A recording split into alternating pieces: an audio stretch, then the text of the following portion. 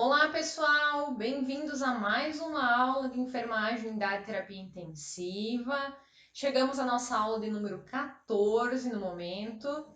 E dando continuidade ao assunto que eu tratei na última aula, hoje a gente vai se aprofundar um pouquinho mais na parte de choque. O que é choque, como funciona, quais são os tipos. Vamos conhecer um pouquinho mais, porque esses pacientes chegam muito para a gente em UTI, certo? Então vamos lá. O que é o choque em si, resumidamente?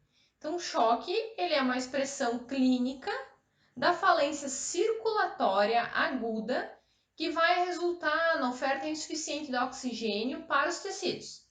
Então, ele é uma condição de alta mortalidade e que deve ser identificada e tratada imediatamente, mais rápido possível. Então, o choque ele pode levar a óbito muito rápido, ele evolui a óbito muito rápido, se o tratamento adequado não for instituído ao paciente, então. Então, a gente tem alguns tipos de choque que compõem toda essa classe, essa categoria. E quais são eles? Nós temos o choque hipovolêmico, que ele é o choque mais frequente, ele vai ser causado pelo débito cardíaco que é inadequado, que vai ser ocasionado devido à redução do volume sanguíneo. E esse choque hipovolêmico ele pode ser dividido em dois, sendo eles choque hipovolêmico hemorrágico, que qual que é a relação do hemorrágico? Como é que ele funciona? Ele pode ser relacionado a um trauma, onde tem uma hipovolemia devido a uma perca sanguínea e destruição tecidual, ou não relacionado a um trauma. Ele pode ocorrer no sangramento espontâneo por uma coagulopatia, uma hemoptise maciça, uma hemorragia digestiva alta. Então, o hemorrágico se dá pela perca de sangue em uma maior quantidade do que o esperado. Por exemplo, eu vou cortar meu dedo, vai sangrar, mas não vai me levar a um choque hemorrágico por um cortezinho que eu fiz. Agora, se eu perder os meus dedos numa amputação traumática, eu posso entrar em choque hemorrágico.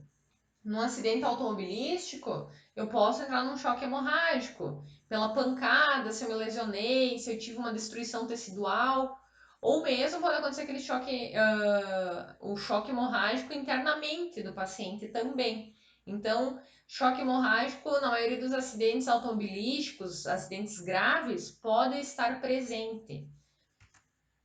E nós temos também o choque hipovolêmico não hemorrágico, que ele está relacionado à perda de volume, tanto pelo gastrointestinal, que é por diarreia, vômitos, pelos rins, por excesso de diurético, por um estado hiperosmolar, hiperglicêmico, por perda para um terceiro, por exemplo, uma pancreatite aguda, uma obstrução intestinal, por queimaduras, hipertermia.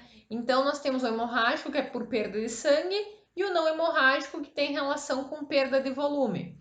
Então, por exemplo, por que é importante a gente atentar aqueles pacientes, principalmente crianças e idosos, com quadros de diarreia? Porque eles podem entrar em um choque não hemorrágico, um choque hipovolêmico não hemorrágico, porque eles estão perdendo muito volume pelas diarreias. Não vai ser uma diarreia que vai levar a um choque hipovolêmico, mas agora várias incontidas pode levar a um choque não hemorrágico, certo? E quais são os sintomas do choque? Os sinais e sintomas do choque hipovolêmico, eles são consequência da perda de líquido de forma excessiva, de volume, de sangue, e eles podem surgir de um modo progressivo, e os principais sintomas são uma dor de cabeça constante, que vai piorando gradativamente. Esse paciente vai ter um cansaço excessivo, ele vai estar tonto pela perda de líquidos, né? Náusea, vômito. A pele desse paciente vai ser uma pele pegajosa, pálida, fria. Ele vai ter confusão mental, os dedos e lábios vão estar azulados. Ele vai ter aquela sensação de desmaio também presente com ele. Então, são sintomas muito importantes a serem observados. Qual que é o tratamento para o choque hipovolêmico? Vai ser realizado, né, medidas de suporte a esse paciente, onde a gente vai fazer a monitorização de sinais vitais, principalmente, que os sinais vitais eles podem serem afetados devido a esse quadro, né? Então a gente tem que monitorar pressão, temperatura, glicemia, batimento, frequência respiratória, para conseguir identificar outra causa que pode ter uma parada devido a um choque hipovolêmico. Reposição volêmica, a gente vai repor o volume nesse paciente, né? Vamos devolver o que ele perdeu. E acessos venosos calibrosos são muito importantes nesse paciente. Porque se ele estiver lá na UTI conosco, a gente tem que pensar que esse paciente, ele é um paciente que a gente tem que dar volume para ele, repor líquidos. A gente precisa repor o que ele perdeu. Então a gente precisa ter acessos venosos calibrosos para que isso ocorra de forma mais rápida e eficaz. Agora, fugindo do choque hipovolêmico, que é um tipo de choque, nesse aqui faltou só a nomenclatura, nós vamos pular para outro choque agora, porque existem vários tipos. Então, o hipovolêmico é um, e agora a gente vai falar um pouquinho sobre o choque cardiogênico. Que é o choque cardiogênico? Ele vai acontecer quando o coração ele vai perder a sua capacidade para bombear sangue na quantidade adequada para os órgãos, causando a diminuição acentuada da pressão arterial, falta de oxigênio nos tecidos e acúmulo de líquido nos pulmões. Então tem mais uma relação cardíaca, porque o coração ele vai perder a capacidade dele de bombear sangue em quantidade adequada para os nossos órgãos. Quais são os fatores de risco para um choque cardiogênico? Idade acima de 75 anos, mulheres, de acordo com estudos, diabéticos também. Bom, diabético está em tudo, né? História prévia de insuficiência cardíaca congestiva, angina com história de infarto agudo do miocárdio. E quais são as causas que vão estar levando a um choque cardiogênico? Então, nós temos inúmeras causas, mas no final nós vamos fazer uma reflexão sobre as mesmas. Então, as causas de choque cardiogênico são infarto agudo do miocárdio, insuficiência cardíaca coronariana, fibrilação ventricular, arritmias, tamponamento cardíaco, valvulopatias, estenose aórtica é outra causa, trauma no miocárdio é outra causa, estágios terminais de sepse, que é a infecção generalizada, e intoxicação, sendo ela medicamentosa ou não. Então, se a gente agora parar para refletir as causas, o apanhado geral, é por causa cardíaca, a maioria. Por algum motivo, algum distúrbio cardíaco, alguma patologia, algum defeito na nossa bomba cardíaca, né? Vai se dar o choque cardiogênico. Então, a gente faz associação cardiogênico, cardíaco. Então, a gente associa esses dois. Tem relação muito ampla e próxima dos dois. Quais são os sinais e sintomas de um choque cardiogênico? Hipotensão, esse paciente ele vai estar hipotenso, ele vai estar com uma respiração rápida por falta de ar, mais de 18 movimentos respiratórios por minuto, ele vai estar com batimento cardíaco acelerado, vai estar com taquicardia, mais de 100 batimentos por minuto, o nível de consciência dele vai estar diminuído, vai estar com pulso fraco, sudorético, suando muito, pele pálida, mãos e pés frios e azulados, vai estar cianótico. E o fluxo de urina desse paciente vai estar mais reduzido. Ele vai ter um fluxo inferior a 25 ml hora, mais ou menos. E qual é o tratamento? Durante a emergência, quando o paciente ele chega já na emergência, porque ele vai chegar geralmente pela porta da nossa emergência. Ele vai ser atendido lá, estabilizado e mandado para a nossa UTI para a gente dar seguimento a esse tratamento. Então, durante a emergência, é importante administrar endovenosamente medicamentos que melhoram a contração cardíaca, que é o conhecido inotropismo, e a condição elétrica, que é o dromotropismo, do coração para aumentar a pressão arterial. Então, essa pressão arterial ela vai ter que subir. Aí vai ser utilizado dobutamina, adrenalina, dopamina e noradrenalina. Então, esse é o tratamento inicial desse paciente. Seguindo disso, quando o paciente estiver conosco, lá na nossa UTI, outros tratamentos podem ser instituídos. E quais seriam esses tratamentos então? Um cateterismo cardíaco com angioplastia, o implante do stent, que é aquela molinha, sabe, que a gente já viu em alguma aula. O monitoramento com eletrocardiograma para orientar o tratamento que é um paciente que vai ter que ser monitorado muito frequentemente, vai ter que ser feito vários eletrocardiogramas para a gente acompanhar e ter uma orientação do que vai ser feito com esse paciente. Alguns precisam de cirurgia cardíaca para revascularização, substituição de alguma válvula do coração, uma contrapulsação com balão intraórtico, então depende muito de cada caso, mas alguns tratamentos são instituídos lá na nossa UTI, né? Agora, visto o choque hipovolêmico, choque cardiogênico, a gente pula para o nosso choque distributivo. Então, como é que funciona? A má perfusão tecidual ele é resultado de uma vasodilatação periférica global, que vai levar a uma redução acentuada da pressão de enchimento capilar e vai comprometer o fornecimento do oxigênio pelos capilares. Então, o débito cardíaco ele vai se encontrar preservado, já que não tem problema com o coração no choque distributivo. O débito vai estar ok, nem com o volume circulante. Agora, a gente tem que observar que quando acontece choque distributivo, vai ocorrer vasodilatação, vai abrir, porque o mecanismo compensatório de vasoconstrição não vai conseguir atuar nesse tipo de choque, porque a musculatura lisa arteriolar vai se encontrar lesada. Então, ele não vai responder a nenhum tipo de estímulo simpático nesse caso, certo? Então, o choque distributivo ele pode ser dividido em dois subtipos. Temos dois subtipos de choque distributivo. Sendo o primeiro, que é um que vocês mais vão ver na vida de vocês. É o nosso queridinho, o nosso conhecido, o mais falado, choque séptico. Então, aqui foi de um estudo que eu tirei. No Brasil, os pacientes em choque séptico, eles ocupam mais de 25% dos leitos da unidade de terapia intensiva. Então, 25% dos leitos de UTI tem paciente com choque séptico. É um número bem grande se tu pensar num total de 100% por uma causa específica, né? Então, é um número bem gritante. Então, a sepse, antes ela era conhecida como septicemia, ela é uma disfunção de órgãos no corpo que tem origem em uma infecção. No entanto, o que caracteriza é a resposta desregulada do nosso sistema imunológico, que vai conduzir à condição de risco para a vida do paciente. Então, ela vai iniciar lá por uma infecção que vai levar essa sepse, que pode levar à disfunção dos órgãos. Então, é um problema que tem um risco de óbito muito exacerbado, muito grande. Então, compromete mesmo a vida um paciente em choque séptico.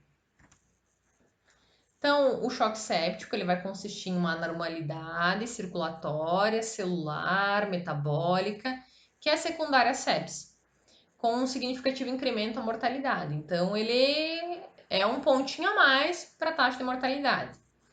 O que vai caracterizar o choque séptico é a queda drástica da pressão arterial. O paciente que está em choque séptico ele vai estar com uma PA muito baixa. Assim, o mal evolui de sepse para choque. Então, de uma infecção vai ir para sepse e sepse vai para choque. O paciente choca. Aí ele pode entrar em parada cardíaca, entre outras coisas. Então, essa evolução vai resultar principalmente da migração do agente infeccioso. O que vai ser o agente infeccioso? Uma bactéria, um fungo, um vírus, do órgão de origem da infecção para a corrente sanguínea. Então, ele está lá na minha bexiga, por exemplo, ele vai migrar e vai parar para a minha corrente sanguínea.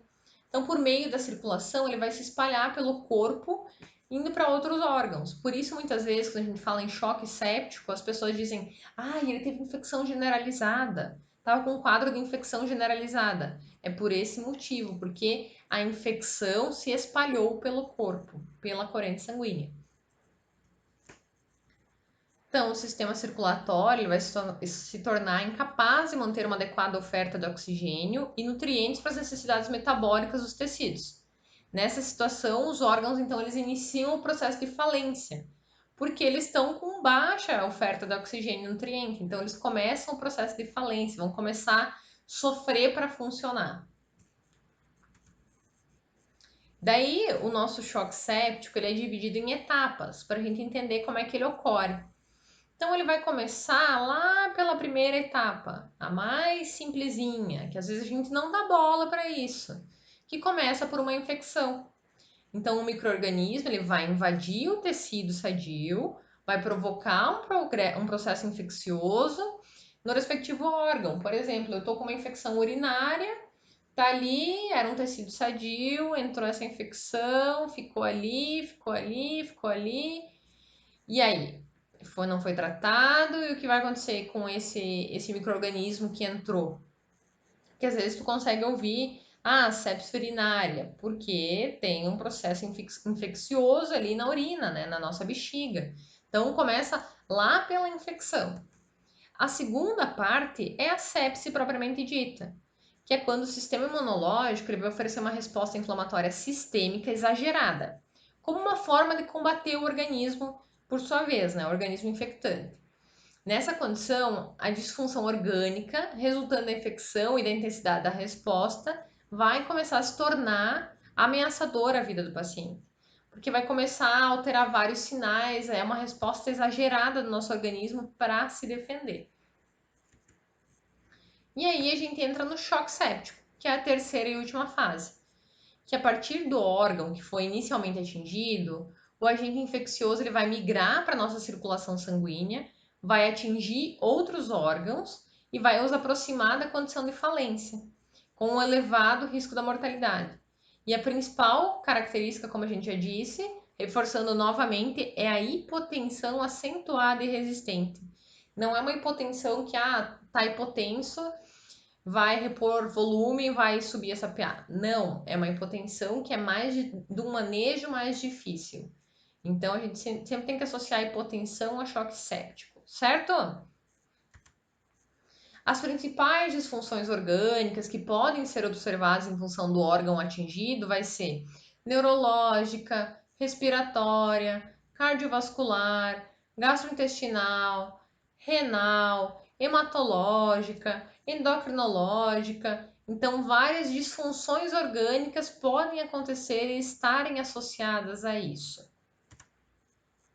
Os principais sinais e sintomas que vão caracterizar eles são relacionados da seguinte modo. Então, o paciente está com um choque séptico, ele vai estar hipotenso, vai estar com uma pressão arterial muito baixa, vai ter aumento na concentração do lactato circulante, isso é muito importante, porque o paciente em choque séptico, lá na UTI principalmente, a gente vai colher vários exames laboratoriais e o lactato vai estar presente em quase todos, porque quando está em choque séptico, a gente consegue verificar concentrações acima de 2 mols por litro, então é bastante.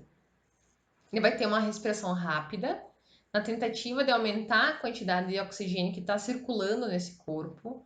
Ele pode ter uma elevação de temperatura, bem como uma hipotermia, vai ter aumento dos batimentos cardíacos, uma menor produção de urina e pode perder a consciência e ter confusão mental.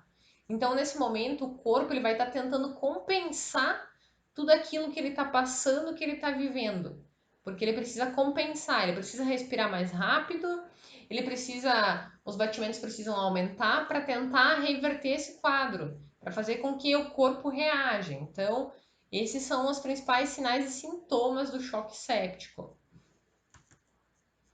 E quais são os cuidados que a gente vai ter com esse nosso paciente em choque séptico na nossa UTI? Então, é o cuidado geral, né? Vou verificar e monitorar sinais vitais, porque eu preciso saber se esse meu paciente está tendo muito taquicardia, se ele está com os movimentos respiratórios muito aumentados, se ele está com uma hipertermia, como é que ele está. Vou ter que controlar a glicemia capilar desse meu paciente também.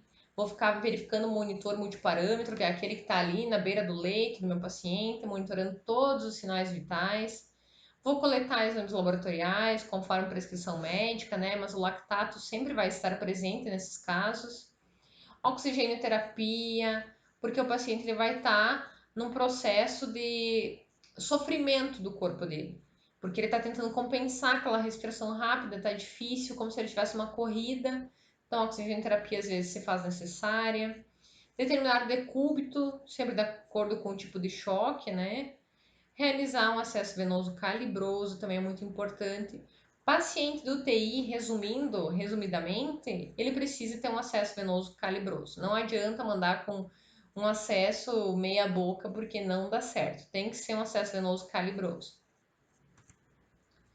O tratamento do choque séptico, ele deve ser feito na UTI, na unidade de terapia intensiva, e o objetivo dele é eliminar o agente causador da sepse, porque a gente vai ter um processo de infecção, um processo de sepse devido a uma infecção. Então a gente precisa solucionar a causa raiz, a causa principal dessa infecção. Então é indicado o uso de medicamentos vasoativos para regular a pressão arterial, reposição de fluidos, para aumentar a quantidade de sangue e favorecer o transporte de oxigênio para os tecidos. Então, o paciente que vai estar lá na nossa UTI, ele vai estar fazendo uso de antibiótico, ele vai estar tratando essa infecção na sua causa raiz, hidratação venosa, muita hidratação para esse paciente. Muitas vezes transfusões sanguíneas se fazem necessárias para esse paciente também. E outras vezes ele acaba indo parar na ventilação mecânica. Então, isso também é muito importante, por isso a monitorização dos sinais vitais desse nosso paciente.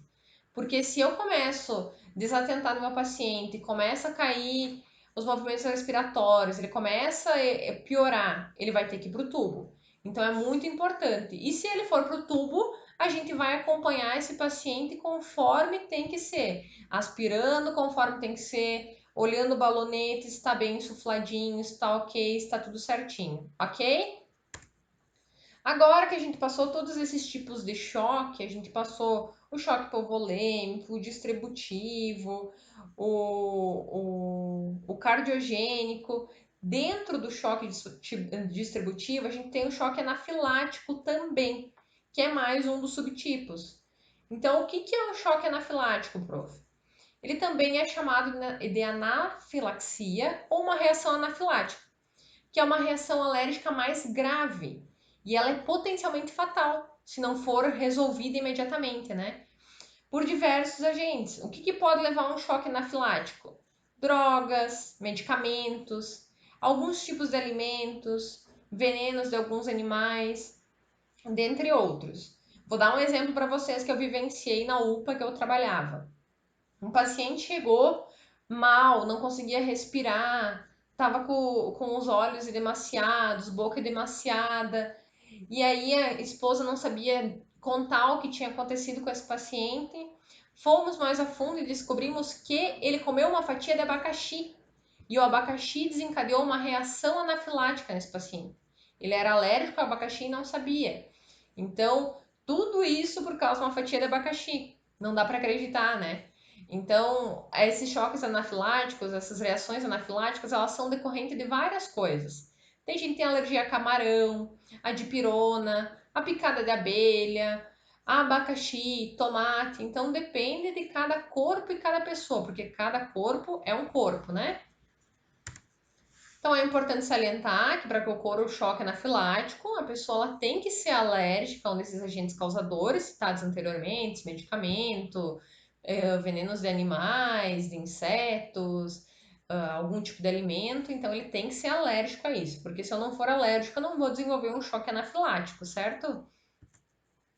E o choque anafilático ele vai acontecer quando uma pessoa ela vai entrar em contato com uma substância que vai excitar o sistema imunológico, fazendo com que ocorra uma reação exagerada do nosso corpo, do nosso organismo, né?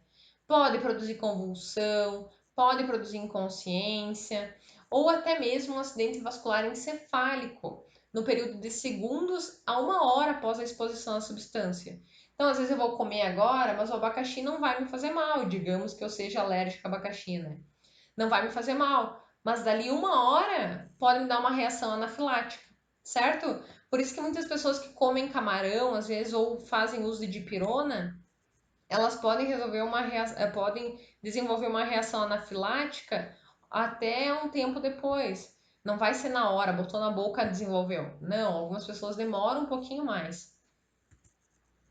O quadro típico do choque anafilático, então, é o de um colapso cardiorrespiratório. A pessoa vai ter dificuldade para respirar, vai começar a ficar sudorética, vai ter hipotensão, palidez, corpo frio, o pulso vai estar rápido, vai ter um chiado ao respirar, pode ter desmaio, urticária, que é aquela placas vermelhas distribuídas pelo corpo todo, ele vai ter coceira no corpo.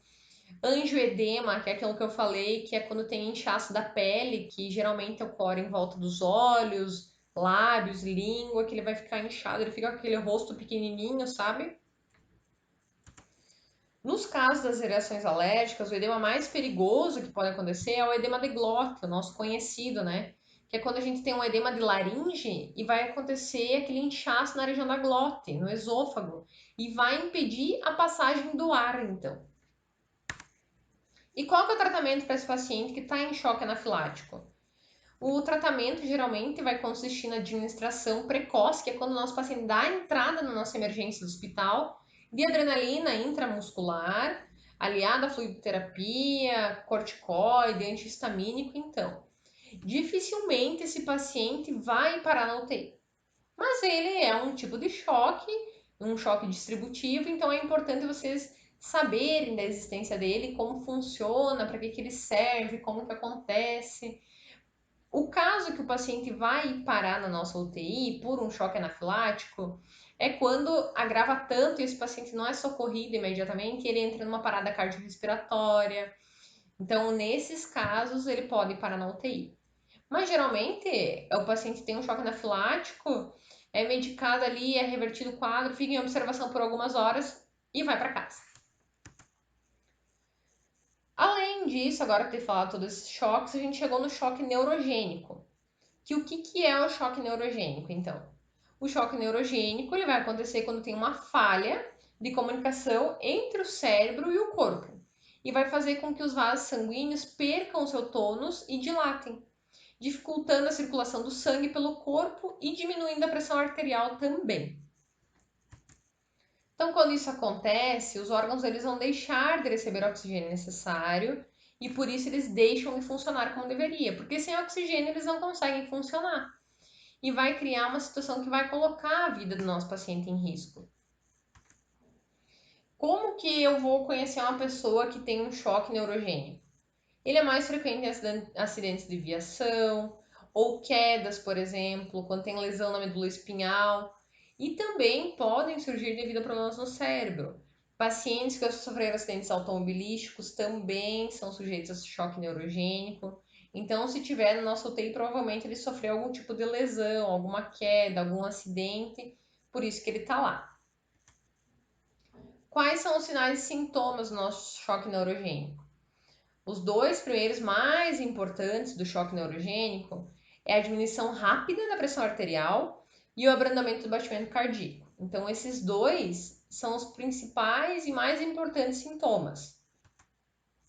Mas ele também pode ter uma diminuição da temperatura corporal, onde ela vai ficar abaixo de 35,5, respiração rápida e superficial, pele fria, azulada, tontura e sensação de desmaio, excesso de suor, paciente sudorético, ausência de resposta a estímulos, vai ter alteração do estado mental, ele vai ter uma redução ou ausência de urina, vai ficar inconsciente, pode ter dor no peito. Então, também é um paciente muito grave que, se não for tratado adequadamente, pode evoluir a óbito, né? Qual que é o tratamento desse paciente, então? Para início, pode ser um paciente que vai precisar de imobilização, que a imobilização ela vai acontecer geralmente quando acontecer algum tipo de lesão na coluna, de forma a evitar que se agrave com os movimentos. Então, geralmente, aquele paciente vai ficar aquele colar cervical lá na UTI, ele vai ficar sempre para não estar lesionando mais ainda. Então, esse paciente, na nossa UTI, a gente tem que atentar que a gente precisa ter muito cuidado com ele. A gente não pode virar ele de qualquer jeito. A gente não pode, vou virar a primeira cabeça depois do corpo. Não, eu tenho que sempre tentar virar em bloco, em conjunto. Por isso eu preciso do meu colega, do meu coleguinha. Vou chamar ele. Um pega numa ponta do lençol, em outra. Um, dois, três, vira. Um, dois, três, vira. Sempre em conjunto. Nunca trabalhando sozinho com um paciente com choque neurogênico. Uso de soro por via endovenosa, né? Para aumentar a quantidade de líquidos no corpo e regular essa pressão arterial que vai estar mais baixa. Uso de atropina para aumentar os batimentos cardíacos. Epinefrina, efedrina, junto com o soro para regular essa pressão arterial. corticoides para ajudar a diminuir a complicação de lesões neurológicas também. Então, todos esses tratamentos são instituídos na nossa UTI, certo? E agora, para finalizar, vamos falar um pouquinho do nosso cuidado de enfermagem, porque a gente vê patologias, mas aonde entra a enfermagem? Como a enfermagem participa disso? Como a enfermagem vai fazer parte disso? A enfermagem, ela é o coração, a cabeça e o resto do corpo na UTI. A enfermagem, ela é o cuidado primordial e principal. A enfermagem é muito cuidar, ela é ciência, ela é arte, ela é muito estudo, mas é o cuidado do indivíduo.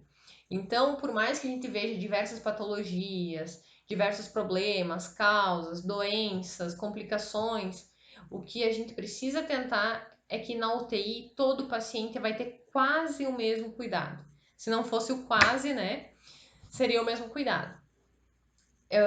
Ele é um paciente que é crítico, é um paciente grave, que a gente precisa ter mais atenção com esse nosso paciente, mas que o cuidado é quase todo o mesmo. A gente vai estar sempre monitorando esse nosso paciente intensivamente, porque ele está em cuidado intensivo, então tem um monitoramento maior sobre esse nosso paciente. É um paciente que eu tenho que, e como ele está lá com a mobilidade prejudicada, eu vou ter que virar mais esse meu paciente, atentar mais para a mudança de decúbito, para a higiene desse meu paciente, para a realização de curativos desse meu paciente, para aspiração, higiene oral também. Outro ponto primordial, higiene de mãos, 5 momentos, não tem nem mais o que eu falar nisso. Higiene de mãos tem que estar estampada na testa de vocês. Eu faço higiene de mãos. Vocês têm que saber isso, que é muito importante para a prevenção de todo tipo de infecção hospitalar, porque a infecção hospitalar se dá muito facilmente e a UTI é uma porta de entrada muito grande para isso, porque a gente tem várias patologias, vários pacientes graves, diferentes, com o sistema imunológico muito debilitado e a transmissão, para acontecer um surto numa UTI, é muito rápido. Então, outras medidas que a gente pode instituir. O paciente está com acesso venoso calibroso, está monitorando esse paciente, atentar para mudança de decúbito, para curativos, para higiene desse paciente, higiene de mãos e atentar para prescrição médica.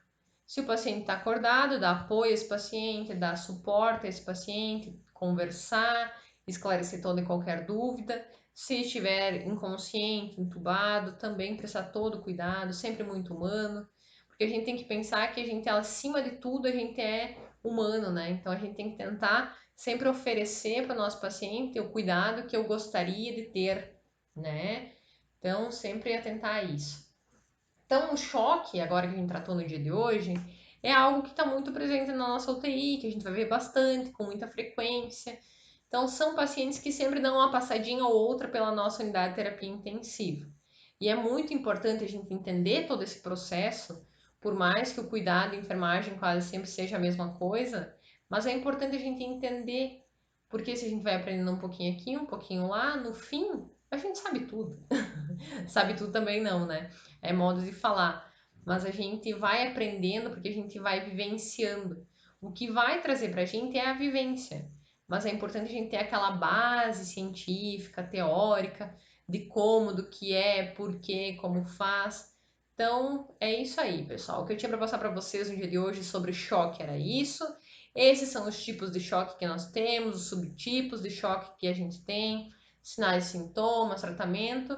E o cuidado de enfermagem no final de toda a história é quase sempre o mesmo, né? Então a gente sempre tem que atentar até onde a enfermagem pode ir também, o que é a função do médico, o que é do enfermeiro, o que é do técnico. A gente tem que saber separar muito bem isso também. Mas o conforto do paciente, medidas de higiene, sinais vitais e a administração de medicamento é muito a nossa parte. Então, se a gente não fizer, quem vai fazer, né? Então, a gente tem que fazer com maior amor, carinho e dedicação tudo isso que a gente está fazendo. Tá certo? Então, vou deixar mais umas questõezinhas para vocês ali no final da aula. Vamos estar respondendo para na próxima semana a gente partir para o próximo assunto e nos encontramos na próxima semana então. Até mais, pessoal, e obrigada por terem acompanhado essa aula. Até mais!